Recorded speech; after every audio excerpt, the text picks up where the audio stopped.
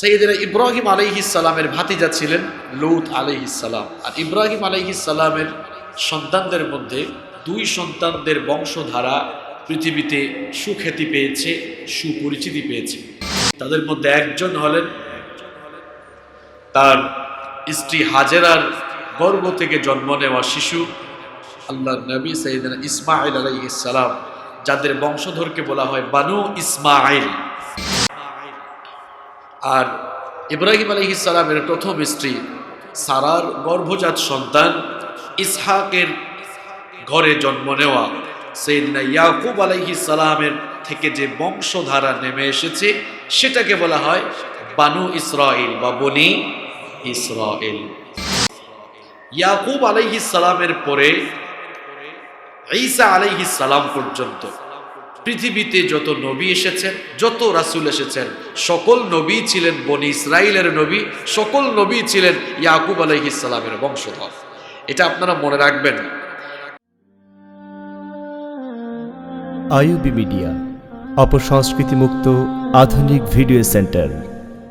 সমস্ত প্রশংসা আল্লাহর, যিনি আমাদেরকে সাইয়্যিদুল আইয়াম, সপ্তাহের শ্রেষ্ঠ দিন ইয়াউমুল জুমআহ, জুমার দিনে সবার আগে মসজিদে সমবেত হয়ে আলোচনায় শামিল হওয়ার জন্য তৌফিক দিয়েছেন, সুযোগ দান করেছেন।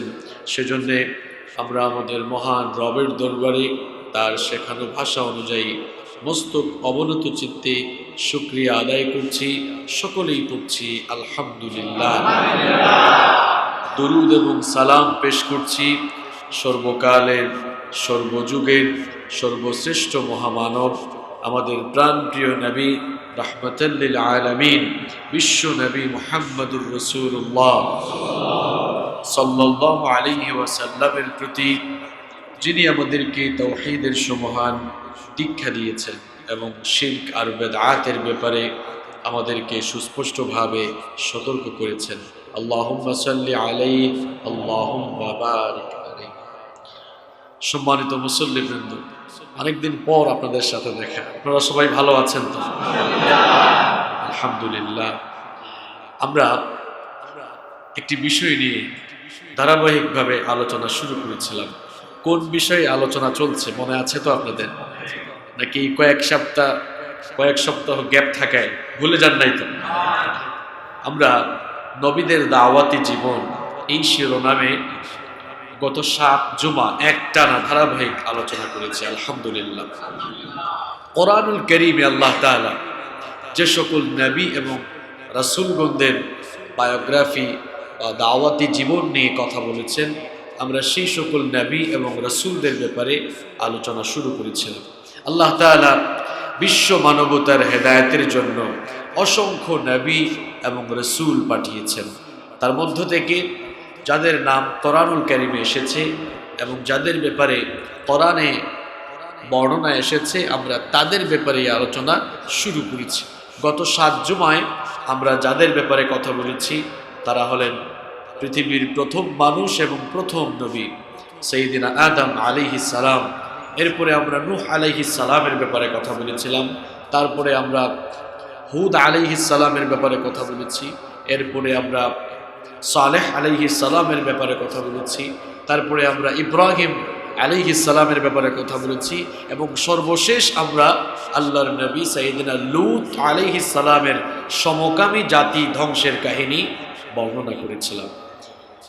সাইয়েদিনা ইব্রাহিম আলাইহিস সালামের ভাতিজা ছিলেন লূত আলাইহিস সালাম। আর ইব্রাহিম আলাইহিস সালামের সন্তানদের মধ্যে দুই সন্তানদের বংশধারা পৃথিবীতে সুখ্যাতি পেয়েছে, সুপরিচিতি পেয়েছে।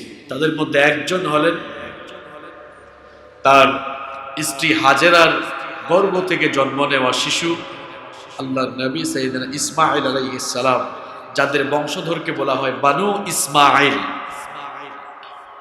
আর ইব্রাহিম আলাইহিস সালামের প্রথম স্ত্রী সারার গর্ভজাত সন্তান ইসহাকের ঘরে জন্ম নেওয়া সাইয়েদনা ইয়াকুব আলাইহিস সালামের থেকে যে বংশধারা নেমে এসেছে সেটাকে বলা হয় বানু ইসরাইল বা বনি ইসরাইল।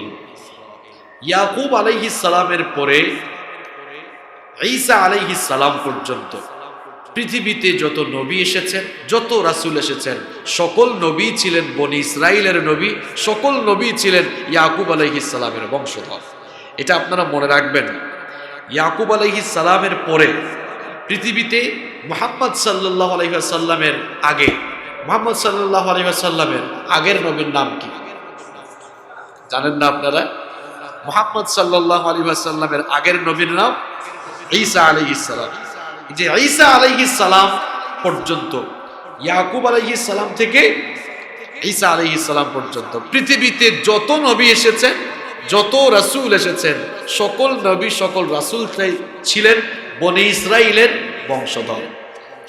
বনি ইসরাইল কারা? ইসরাইল ছিল ইয়াকুব আলাইহিস সালামের একটি নাম।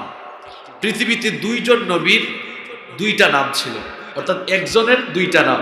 যেমন আমাদের নবী মুহাম্মদ পড়েন সাল্লাল্লাহু আলাইহি ওয়াসাল্লামের আরেকটি নাম ছিল আহমদ, আর ইয়াকুব আলাইহিস সালামের আরেকটি নাম ছিল ইসরাইল।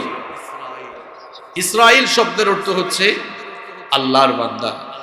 ইসরাইল অর্থাৎ ইয়াকুব, ইয়াকুব আলাইহিস সালামের বংশধরদেরকে বলা হয় বানু ইসরাইল বা বনি ইসরাইল। এই বনি ইসরাইলদের নামে কিন্তু আল্লাহ তাআলা কোরআনে কারীমে একটি সূরাও দিয়েছেন। কোরআনে কারীমে 17 নম্বর যে সূরা, সেই সূরাটির নাম হচ্ছে সূরা বানি ইসরাইল। বনি ইসরাইল জাতি হচ্ছে এই পৃথিবীতে অনেক নিয়ামতপ্রাপ্ত একটি জাতি। আল্লাহ তাআলা এদেরকে বিভিন্নভাবে নিয়ামত দিয়ে ধন্য করেছিলেন। অনেক নিয়ামত আল্লাহ তাআলা তাদেরকে দিয়েছিলেন। নিয়ামত পেতে পেতে এরা আসমান থেকেও খাবার পেয়েছিল। আল্লাহু আকবার! আসমানি খাদ্য পর্যন্ত এই জাতি পেয়েছিল। এত নিয়ামত পাওয়ার পরেও যখন তারা আল্লাহ তাআলার নাশকরি এবং নাফরমানি শুরু করে দিয়েছিল, তাদের নাফরমানি আর নাশকরির কারণে আল্লাহ তাআলা আযাব আর গজব দিয়ে তাদেরকে ধ্বংস করে দিয়েছিলেন। বনি ইসরাইল জাতিকে আল্লাহ তাআলা তিনি যে নিয়ামত দিয়েছিলেন, সেই সকল নিয়ামত রাজির কথা স্মরণ করার জন্য কোরআনে কারীমে রব্বুল আলামিন তাদেরকে বলেছেন। কোরআনে কারীমের 2 নম্বর সূরা সূরাতুল বাকারা এর 47 নম্বর আয়াতে আল্লাহ তাআলা বললেন, ইয়া বনি ইসরাঈল আযকুরু নি'মাতি আল্লাতী আন'আমতু আলাইকুম ওয়া আন্নী ফাদ্দালতুকুম আলাল আলামিন। আল্লাহ পাক বললেন, হে বনি ইসরাইল, স্মরণ করো আমার নিয়ামতের কথা, যেই নিয়ামত আমি তোমাদেরকে দিয়েছিলাম, আর স্মরণ করো আমি তোমাদেরকে বিশ্ববাসীর উপরে শ্রেষ্ঠত্ব দিয়েছিলাম। বনি ইসরাইলকে আল্লাহ তাআলা সেই জামানায় সকল সৃষ্টিগুলোর উপরে শ্রেষ্ঠত্ব দিয়েছিলেন। তাদেরকে আল্লাহ তাআলা কি কি নিয়ামত দিয়েছেন, এর মধ্যে 6টি নিয়ামতের কথা কোরআনে কারীমে স্পেশালি বলা হয়েছে। কোরআনে কারীমের 45 নম্বর সূরা সূরাতুল জাথিয়া এর 16 নম্বর আয়াত থেকে আল্লাহ পাক বর্ণনা করছেন, ওয়ালাকাদ আতাইনা বনি ইসরাঈলাল কিতাবা ওয়াল হুকমা ওয়ান নুবুওয়াতা ওয়া রাযাকনাহুম মিনাত তাইয়্যিবাতি ওয়া فضلناهم على العالمين وآتيناهم بينات من الأمر। বনি ইসরাইল জাতিকে আল্লাহ তাআলা যত নিয়ামত দিয়েছিলেন, তার মধ্যে স্পেশাল 6টি নিয়ামতের কথা আল্লাহ তাআলা এখানে তুলে দিয়েছেন। আল্লাহ তাআলা বলছেন, অবশ্যই আমি বনি ইসরাইলকে কিতাব দিয়েছিলাম। এরপরে 2 নম্বর আল্লাহ তাআলা বলছেন, আমি তাদেরকে নবুয়ত দিয়েছিলাম, অর্থাৎ তাদের বংশে নবুয়তের ক্রমধারা আমি চালু করে দিয়েছিলাম। একটু আগেই যেটা আপনাদেরকে বললাম যে ইয়াকুব আলাইহিস সালামের পরে পৃথিবীর সমস্ত নবীরাই ছিলেন বনি ইসরাইলের নবী। শুধুমাত্র মুহাম্মদ সাল্লাল্লাহু আলাইহি ওয়াসাল্লাম তিনি হচ্ছেন বানু ইসমাঈল, ইসমাঈল আলাইহিস সালামের বংশ থেকে নেমে আসা। অর্থাৎ আমার নবীর যারা ঊর্ধ্বতন ছিলেন তাদের মধ্যে ছিলেন ইসমাঈল আলাইহিস সালাম। রাসূল করিম সাল্লাল্লাহু আলাইহি ওয়াসাল্লাম ছিলেন ইসমাঈল আলাইহিস সালামের বংশধর। তো বনি ইসরাইলদেরকে আল্লাহ তাআলা যে নিয়ামত দিয়েছেন, তার মধ্যে 6টি নিয়ামতের কথা এখানে বলা হচ্ছে। 1 নম্বর হচ্ছে আল্লাহ তাআলা বলছেন, আমি তাদেরকে কিতাব দিয়েছি। দুই নাম্বার হচ্ছে আমি তাদেরকে হুকুমাত দিয়েছি, রাষ্ট্র ক্ষমতা দিয়েছি। যারা আজ বলে যে ইসলাম আর রাজনীতি আলাদা, এরা আসলে ইসলামও বুঝে নাই, রাজনীতিও বুঝে নাই। পৃথিবীতে বহু নবী এমন ছিলেন, নবুয়তি দায়িত্ব পালন করার পাশাপাশি তারা প্রেসিডেন্ট ছিলেন, রাষ্ট্রকে তারা নেতৃত্ব দিয়েছেন। এ ধরনের ধোঁকাবাজি করে আর এই দেশে চলা যাবে নাম্বার 3। 3 নাম্বার হচ্ছে বনি ইসরাইলদেরকে আল্লাহ তাআলা নবুয়তের নিয়ামত দিয়েছেন। নাম্বার 4। 4 নাম্বার হচ্ছে ওয়ারাযাকনাহুম মিনাত তাইয়্যিবাত, আল্লাহ তাআলা তাদেরকে পবিত্র রিজিক দিয়েছেন, এমনকি আসমানে খাদ্য আল্লাহ তাআলা তাদের জন্য নাজিল করেছেন। সুবহানাল্লাহ। নাম্বার 5 নাম্বার হচ্ছে আল্লাহ তাআলা ওই জামানার সকল জাতি সমূহের উপরে তাদেরকে শ্রেষ্ঠত্ব দিয়েছিলেন। 6 নাম্বার হচ্ছে ওয়া আতাইনাহুম বাইয়িনাতিম মিনাল আমর, আল্লাহ তাআলা দ্বীনের ব্যাপারে তাদেরকে যাবতীয় প্রমাণাদি অর্থাৎ মুআজিজা দান করেছিলেন। তো বনি ইসরাইলদের মধ্য থেকে আল্লাহ তাআলা যে নিয়ামত দিয়েছেন তার মধ্যে অন্যতম একটি নিয়ামত ছিল নবুয়তের ক্রমধারা। একটু আগেই তো বললাম যে ইয়াকুব আলাইহিস সালাম, যাকে বলা হতো ইসরাইল, তার সন্তানদেরকেই বলা হয় বানু ইসরাইল।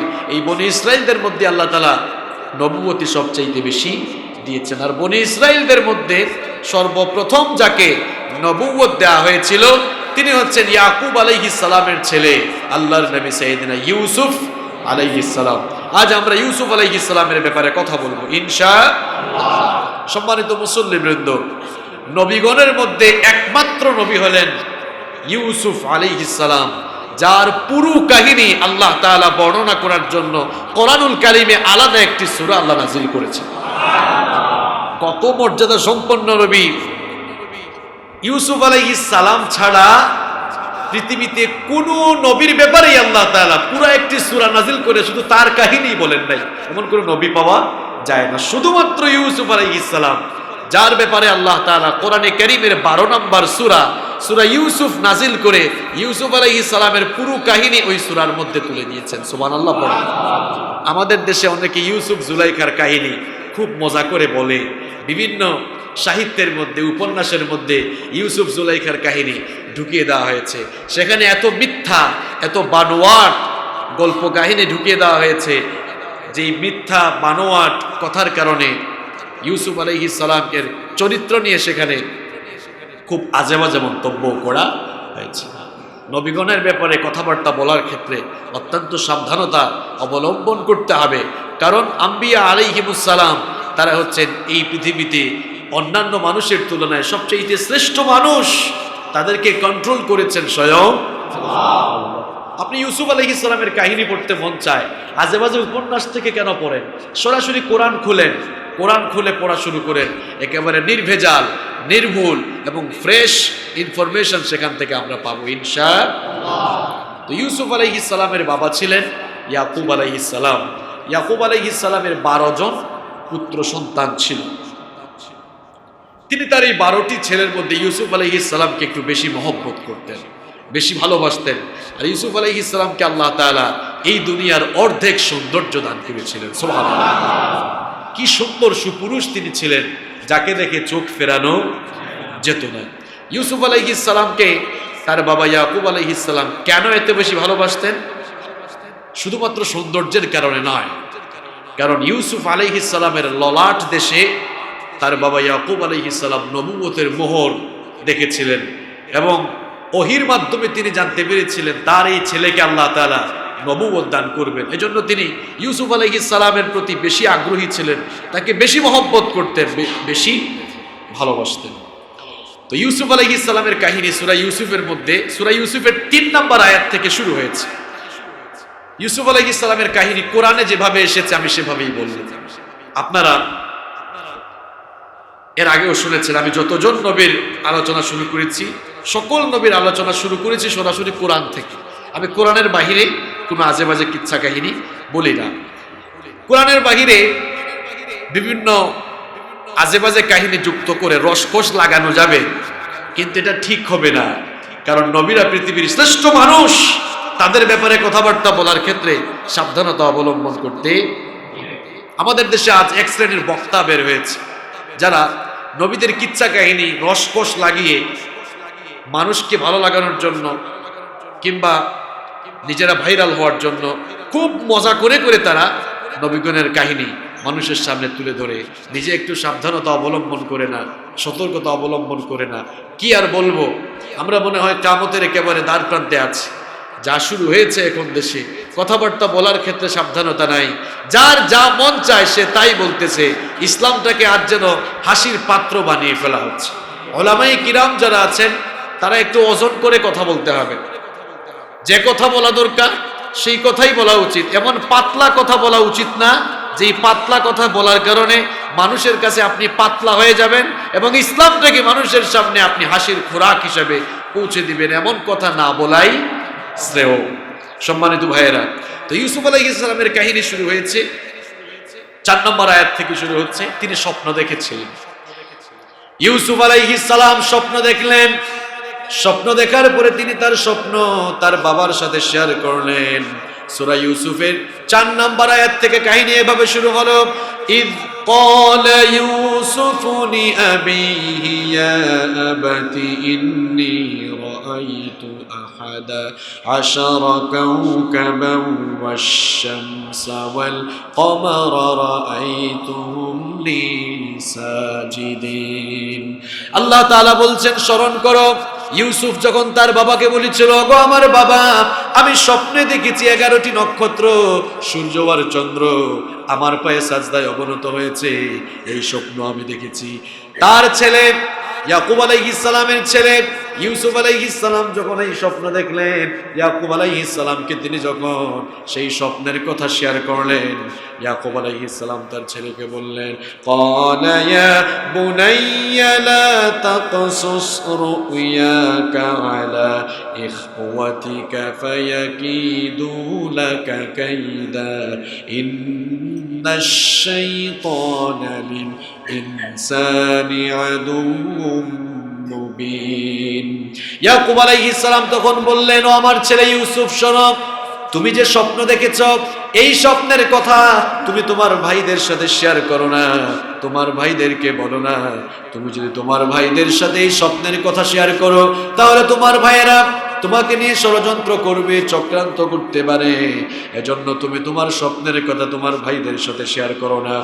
ওয়াকাযালিকা ইয়াজতাবিকা রাব্বুকা ওয়া ইউআল্লিমুকা মিন তা'ওয়িলিল আহাদিথি ওয়া ইউতিম্মা নি'মাতাহু আলাইকা ওয়া আলা আলি ইয়াকুবা কামা আতাম্মাহা আলা আবাওয়াইকা মিন ক্বাবলু ইব্রাহিমা ওয়া ইসহাক ইন্না রাব্বাকা আলীমুন হাকীম।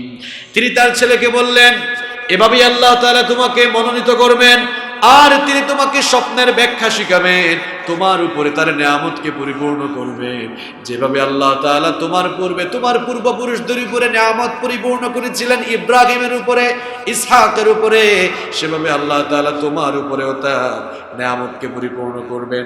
কিন্তু তুমি তোমার ভাইদের সাথে এই স্বপ্নের কথা শেয়ার করো না, কারণ স্বপ্নের কথা তোমার ভাইরা শুনলে এমনিতেই তারা তোমাকে হিংসা করে, আরো তোমার সাথে হিংসায় মেতে উঠবে। তো ইউসুফ আলাইহিস সালামের 10 ভাইরা সবসময় ইউসুফ আলাইহিস সালামকে হিংসা করত। ইউসুফ আলাইহিস সালামকে হিংসা করার কারণ হলো ইয়াকুব আলাইহিস সালাম ইউসুফ আলাইহিস সালামকে বেশি মহব্বত করেন, বেশি ভালোবাসেন। এই জন্য ইউসুফ আলাইহিস সালামের 10 ভাইরা এটাকে মেনে নিতে পারতো না। এই জন্য তারা 10 ভাইরা একদিন একত্রে বসে সিদ্ধান্ত নিল, একত্রে বসে তারা মিটিং আহ্বান করে পরস্পর বলা বলি করতে লাগলো। তাদের কথাগুলো আল্লাহ কোরআনে কারীমে তুলে দিলেন। সূরা ইউসুফের 8 নম্বর আয়াত থেকে আল্লাহ বলছেন, ইদ ক্বালু লা ইউসুফ ওয়া আখুহু আহাব্বু ইলা আবিনা মিন্না ওয়া নাহনু উসবাতুন ইন্না আবানা লাফি দালালিম মুবিন।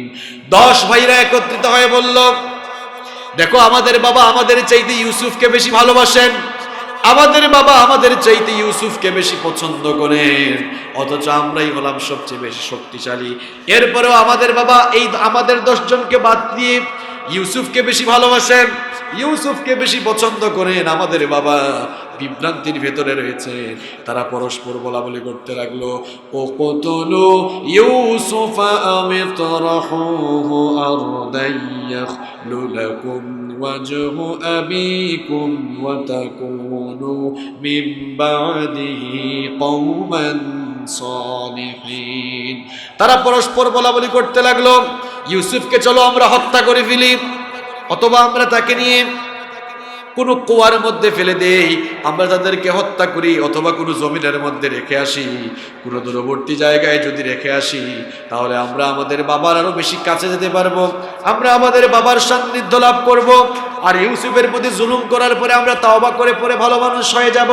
আবার কেউ কেউ বলল, ক্বালা কাইনুম মিনহুম লা তাকতুলু ইউসুফা ওয়া আলকুহু ফি গায়াবাতিল جب يلتقطه بعض السيارة إن كنتم فاعلين। কেউ কেউ বলল, না, ইউসুফকে হত্যা করা অথবা কোনো জায়গায় রেখে আসা আমাদের জন্য ঠিক হবে না, বরং আমরা এক কাজ করি, ইউসুফকে নিয়ে দূরে কোথাও চলে যাই, দূরে কোথাও গিয়ে কোনো কুয়া ফেলে সেই কুয়ার মধ্যে তাকে আমরা ফেলে দেব। আর কোনো যাত্রী দল, কোনো কাফেলা যদি পায়, তাহলে তারা ইউসুফকে উঠাইয়া এখান থেকে নিয়ে চলে যাবে। এটাই সব, কারণ হত্যা করলে হত্যার পাপ তো অনেক বড়, এজন্য আমরা হত্যা করব না, বরং ইউসুফকে কোনো কুয়ার মধ্যেই আমরা ফেলে দিব। 10 ভাইরা মিটিংয়ে বসে এই সিদ্ধান্ত নিল। এখন তারা ভাবলো যে আমরা যে এই সিদ্ধান্ত নিলাম, এই সিদ্ধান্ত বাস্তবায়নের জন্য ইউসুফকে তো ঘরের বাহিরে নিয়ে যেতে হবে, কারণ আমাদের বাবা ইয়াকুব তিনি তো সবসময় ইউসুফকে চোখে চোখে রাখেন, সুতরাং বাড়ির ভেতরে তো এমন কাজ করা যাবে না। সুতরাং ইউসুফকে যেভাবেই হোক বাবাকে বুঝিয়ে বাড়ির বাহিরে নিয়ে যেতে হবে, আর দূরে কোথাও গিয়ে আমরা ইউসুফকে অন্ধকার কুয়ার মধ্যে ফেলে আমরা হত্যা করব, অথবা কোনো যাত্রীদল যদি আসে সেখান থেকে তাকে উঠিয়ে নিবে, এটাই আমাদের জন্য সবচেয়ে কল্যাণকর হয়। মিটিংয়ে তারা এই সিদ্ধান্ত নিল। মিটিংয়ে তারা এই সিদ্ধান্ত নেওয়ার পর ইয়াকুব আলাইহিস সালামের কাছে গেল। ইয়াকুব আলাইহিস সালামের কাছে গিয়ে বলল, ক্বালু ইয়া আবানা মা লাকা লা তামান্না আলা ইউসুফ ওয়া ইন্না লাহু লানাসিহুন। তারা গিয়ে বলল, হে আমাদের পিতা, আপনি ইউসুফের ব্যাপারে আমাদেরকে মনে হয় খুব অবিশ্বাস করেন, অথচ আমরা ইউসুফের ব্যাপারে কল্যাণকামী হিতাকাঙ্ক্ষী, কেন ইউসুফের ব্যাপারে আপনি আমাদেরকে অবিশ্বাস করেন? ইউসুফকে কেন আমাদের সাথে মিশতে দেন না? ইউসুফকে কেন আমাদের সাথে বাইরে বের হতে দেন না? আরসিলহু মা'না গাদান ইয়ারতা ওয়া ইয়ালআব ওয়া ইন্না লাহু লাহাফিজুন। আগামীকাল যখন আমরা বাড়ি থেকে বের হব, আমাদের সাথে ইউসুফকেও আপনি পাঠান, ইউসুফ যেন আমাদের সাথে বাহিরে ঘোরাফেরা করতে পারে, আমাদের সাথে খেলাধুলা করতে পারে। এজন্য ইউসুফকে আগামীকাল আমাদের সাথে পাঠান। ইউসুফকে যদি আগামীকাল আমাদের সাথে পাঠান, আমরা তার কোনো ক্ষতি করব না, অকল্যাণ করব না। ওয়া ইন্না লাহু লাহাফিজুন, বরং আমরা তার হেফাজত করব, আমরা তার সংরক্ষণ করব, আমরা তাকে দেখে রাখবো। এই কথা শুনে সাইয়েদনা ইয়াকুব আলাইহিস সালাম তার 10 ছেলেদেরকে জবাব দিলেন, ক্বালা ইন্নী লায়াহযুনুনি আন তাযহাবু বিহি ওয়া আখাফু আন ইয়াকুলাহু আয-যি'বু ওয়া আনতুম আনহু গাফিলুন। তিনি বললেন, আমি তো খুব চিন্তিত, আমি যদি তোমাদের কথা মতো ইউসুফকে তোমাদের সাথে দিয়ে দেই, দেখা যাবে তোমরা তোমাদের ভাই থেকে গাফেল হয়ে তোমরা তোমাদের ভাইকে রেখে তোমরা আনন্দ বিনোদন কিংবা খেলাধুলায় ব্যস্ত হয়ে যাবে, আর এই সুযোগে নেকড়ে এসে, বাঘ এসে আমার ইউসুফকে খেয়ে ফেলবে।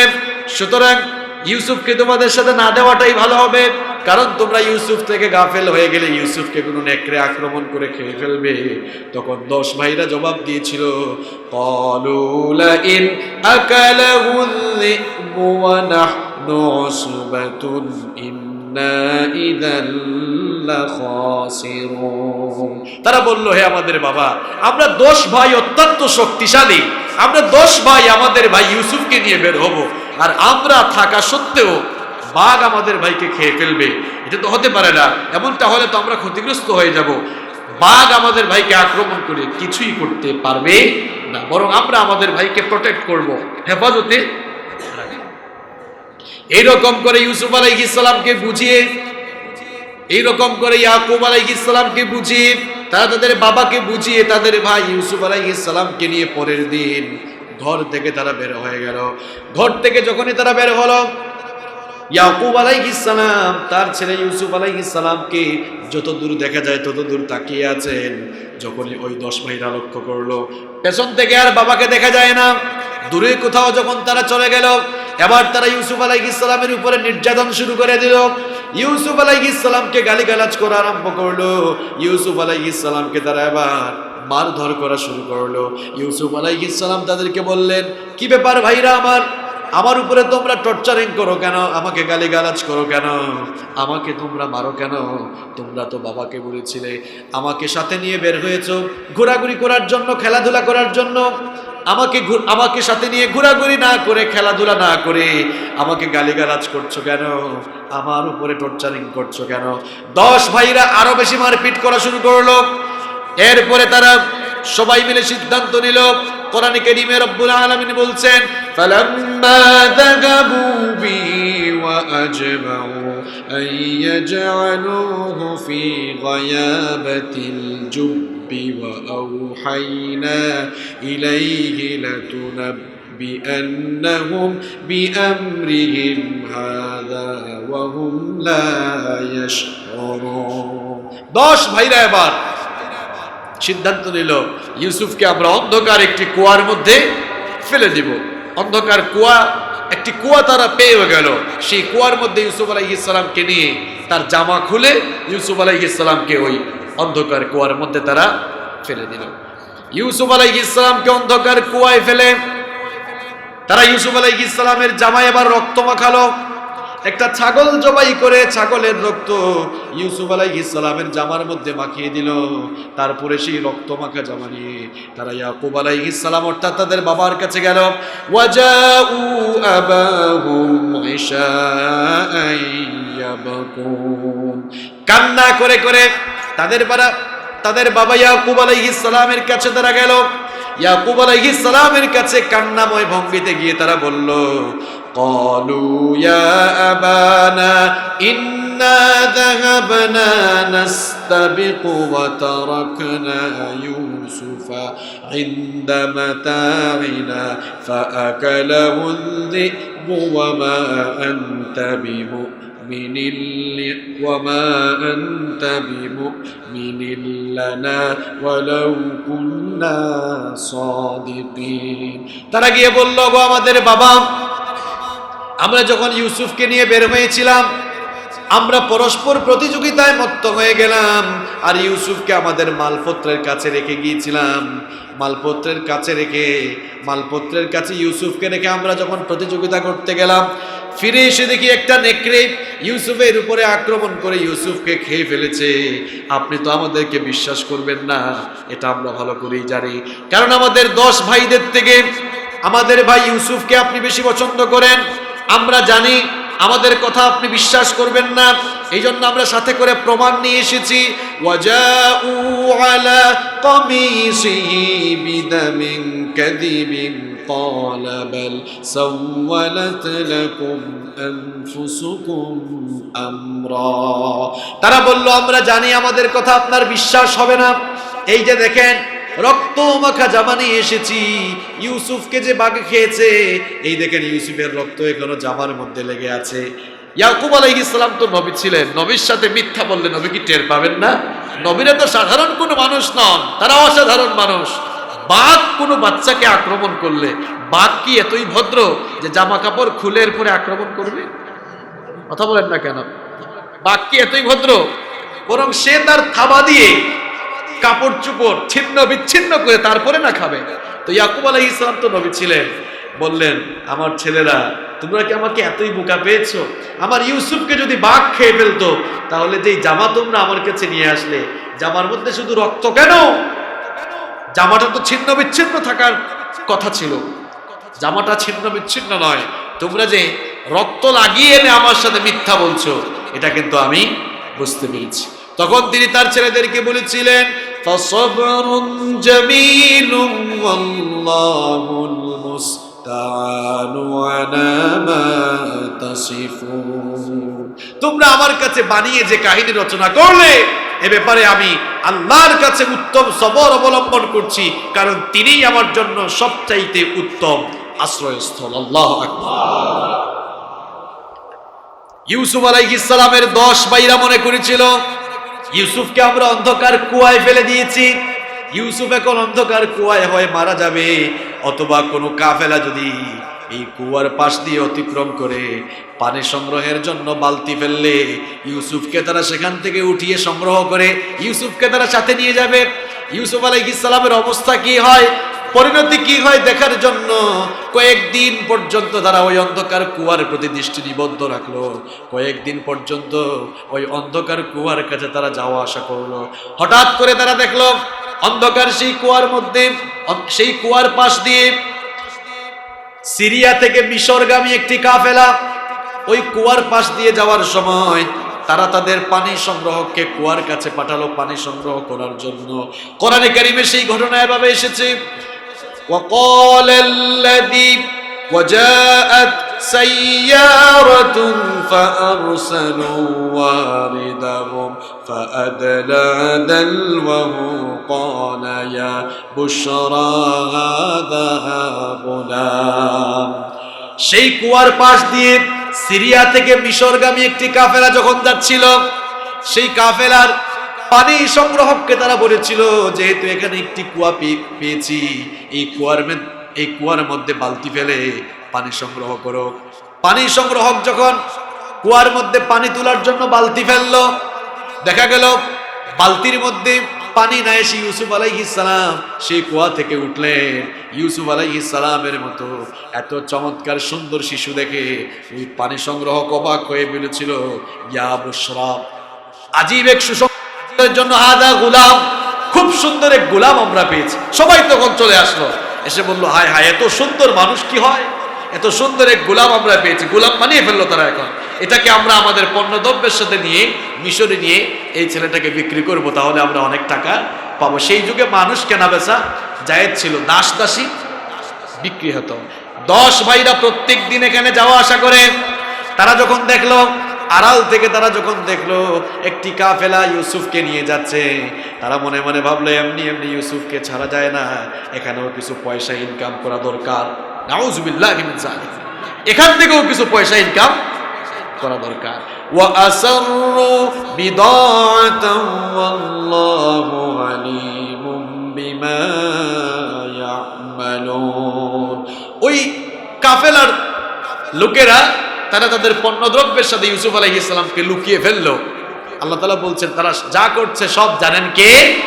10 ভাইরা গিয়ে বলল, কি ব্যাপার, কই যাও একে নিয়ে? তো আমাদের গোলাম ছিল, চুরি করে নিয়ে যাওয়ার কোনো সুযোগ নাই, আমাদের এই গোলামের কোনো দরকার নাই, তোমাদের কাছে বিক্রি করব, তবে এটাকে কিনে নিতে হবে। কাফেলার লোকেরা তারা ভাবলো মনে মনে, এটা যেহেতু আমাদের এলাকা না, তাহলে এদের সাথে তর্কে জড়ানো ভালো মানুষের কাজ হবে না, যেভাবেই হোক কিনে নিয়েই আমরা চলে যাই। বলল, কি চাও, কত চাও?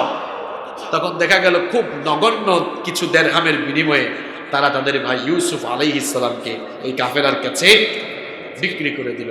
কোরআনে কারিমে এভাবে এসেছে, ওয়াশারাউহু বিসামানিন বাখসিন দারাহিমা মা'দুদাতিন ওয়া কানু ফীহি মিনাজ যাহিদিন। খুব অল্প কিছু দিরহামের বিনিময়ে তারা তাদের ভাই ইউসুফকে ওই কাফেলার কাছে বিক্রি করে দিল। ওই কাফেলার লোকেরা যখন ইউসুফ আলাইহিস সালামকে নিয়ে মিশরে গেল, মিশরের যেই বাজারে মানুষ কেনা বেচা হতো, ওই বাজারে নিয়ে যখন ইউসুফ আলাইহিস সালামকে তারা উঠালো, দেখা গেল অন্যান্য সকল দাস দাসীদেরকে দেখে সকল লোকেরা এসে ইউসুফ আলাইহিস সালামের চারপাশে ঘুরঘুর করছে। আল্লাহু আকবার। দেখা গেল বাজারে যত দাস দাসী এসেছে, সব চাইতে বেশি মনোযোগী মানুষ ইউসুফ আলাইহিস সালামের প্রতি হয়ে গিয়েছে, কারণ এত সুন্দর বালক মিশরবাসী জীবনে কোনোদিন দেখে নাই। এখন কে কিনবে? কেনার জন্য একজনের উপরে আরেকজন দাম বলে, একজনের উপরে আরেকজন দাম বলে। এখন যিনি কিনে নিয়ে গিয়েছিলেন যে কাফেলা, সেই লোকটা মনে মনে ভাবলো ভালোই তো হয়েছে, এমন এক গোলাম পেয়েছি, এই গোলাম দিয়েই আমার জীবন একেবারে পাল্টে যাবে। মিশরের অর্থমন্ত্রী যিনি ছিলেন, মিশরের অর্থমন্ত্রী ঠিক সেই সময়ে বাজারের পাশ দিয়ে অতিক্রম করছিলেন। তার নজরে আসলো যে একজন দাসকে কেনার জন্য সবাই যেভাবে দামাদামি করছে, এটা তার নজরে আসলো। তিনিও সেখানে গিয়ে এমন এক চড়া মূল্য তিনি সেখানে বললেন যে ওই মূল্যের ধারে কাছে যাওয়ারও কারো কোনো ক্ষমতা ছিল না। দেখেন, এটা ছিল আল্লাহ তাআলার পরিকল্পনা, এটা ছিল আল্লাহ তাআলার পরিকল্পনা। আল্লাহ তাআলা সাইয়েদনা ইউসুফ আলাইহিস সালামকে তার অসীম কুদরত দিয়ে অন্ধকার কুয়া থেকে বের করে মিশরের রাজ পরিবারে আস্তে আস্তে ঢুকিয়ে দিচ্ছেন। সুবহানাল্লাহ। তো আজিজে মিশর তাকে কিনলেন, আজিজে মিশর তাকে কিনে নিয়ে তার রাজপ্রাসাদে চলে গেলেন। রাজপ্রাসাদে গিয়ে আজিজে মিশর তার স্ত্রী জুলাইখাকে ডেকে বললেন, وقال الذي اشتراه من مصر لامرأته أكرمي مثواه عسى أن ينفعنا أو نتخذه ولدا। যেই লোক তাকে কিনেছিলেন, অর্থাৎ আজিজে মিশর, মিশরের যিনি অর্থমন্ত্রী ছিলেন, মিশরের অর্থমন্ত্রী ইউসুফ আলাইহিস সালামকে বাজার থেকে কেনার পর তিনি তার রাজপ্রাসাদে গিয়ে তার স্ত্রী জুলাইখাকে ডেকে বললেন, আমি একে কিনে এনেছি, এর থাকার উত্তম বন্দোবস্ত করো। অন্যান্য দাস দাসীদেরকে যেভাবে রাখা হয়, অন্যান্য চাকর বাকরদের সাথে যেভাবে আচরণ করা হয়, তার সাথে কিন্তু ওই রকম আচরণ করা যাবে না, বরং তাকে এই বাড়িতে রাজপুত্রের মতোই রাখো। যেহেতু আমাদের কোনো সন্তান নাই, তার প্রতি আমরা সন্তানের মতো আচরণ করব, সে আমাদের উপকারে লাগতে পারে, অন্যান্য দাস দাসীদের মতো তার সাথে আচরণ করো না। এবার আল্লাহ তাআলা বলছেন, ওয়াকাযালিকা মাক্কান্না লিইউসুফা ফিল আরদি ওয়ালিনুআল্লিমাহু মিন তা'ওয়িলিল আহাদিস। আল্লাহ তাআলা বলছেন, এভাবেই আমি আমার কুদরত দিয়ে ইউসুফকে মিশরের জমিনে প্রতিষ্ঠিত করার ব্যবস্থা করলাম। আর ইউসুফ যে ছোটবেলায় স্বপ্ন দেখেছিল, স্বপ্নকে বাস্তবায়িত করার পথে আমি তাকে পরিচালনা করা শুরু করলাম। 10 ভাইরা মনে করেছিল ইউসুফকে আমরা অন্ধকারে কুয়ায় ফেলে দিয়েছি, ইউসুফ অন্ধকার কুয়ায় হয় মরে যাবে। দেখা যায় ইউসুফ আলাইহিস সালাম অন্ধকার কুয়ার মধ্যে মরলেন না, বরং যাত্রী দল সেখান থেকে তাকে উদ্ধার করলো। যাত্রী দল যখন উদ্ধার করলো, ওই যাত্রী দলের কাছে তারা আবার বিক্রি করলো এই শর্তে যে খবরদার ইউসুফ যেন আর এদিকে কখনো ফিরে আসতে না পারে। তারা মনে মনে ভেবেছিল ইউসুফ কোনোদিন আমাদের কাছে আর আসতে পারবে না। ইউসুফকে হত্যাও করতে পারলো না। হত্যা না করার পর সেখান থেকে তারা বের করে দিল। কিন্তু আল্লাহ তাআলা তার অসীম কুদরতে ইউসুফ আলাইহিস সালামকে হেফাজত করে অন্ধকার কুয়া থেকে বের করে তাকে নিয়ে একেবারে মিশরের রাজপ্রাসাদের মধ্যে ঢুকিয়ে দিলেন। রাজপ্রাসাদে ঢুকানোর পরে ইউসুফ আলাইহিস সালামের জীবনটা কিভাবে শুরু হলো, সেগুলো আমরা আগামী জুমায় আলোচনা করব ইনশাআল্লাহ। আজকে যতটুকুন বললাম, আগামী জুমায় আমরা পরবর্তী জুমায় ঠিক সেখান থেকে রাজপ্রাসাদে ঢোকার পরে ইউসুফ আলাইহিস সালামের জীবনে ইউসুফ আলাইহিস সালামের জীবনটা কিভাবে সেখান থেকে শুরু হলো, আমরা রাজপ্রাসাদে ঢোকার পর থেকে কি হয়েছিল সেখান থেকে শুরু করব ইনশাআল্লাহ। আল্লাহ তাআলা আমাদেরকে হেফাজত করুন। হাদা মা ইনদি ওয়াল ইলমু ইনদাল্লাহ। আসসালামু আলাইকুম ওয়া রাহমাতুল্লাহি।